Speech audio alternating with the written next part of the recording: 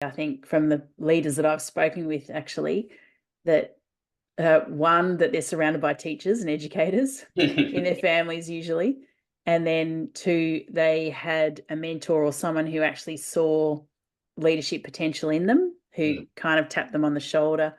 So what do you think the qualities were that she saw in you that you didn't see in yourself? Look, I was a very green leader, and when I first got that position, and I was way out of my comfort zone in that space as well. I'd popped my hand up for a few different leadership opportunities, and at that point, I'd moved out to a residential school. So the easiest way, like a camp, but run by the Department of Education.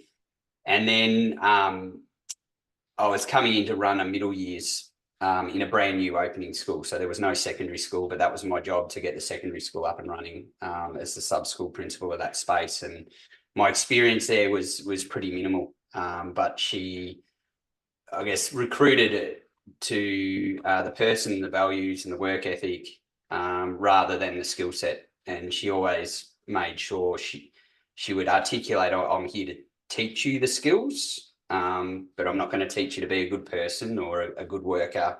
You know, they're the things that you need to have as part of your arsenal.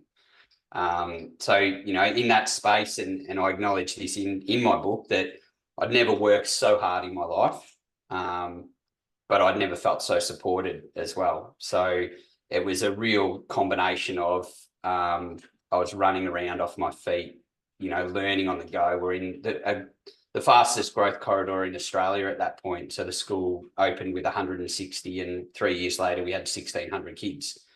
Yeah.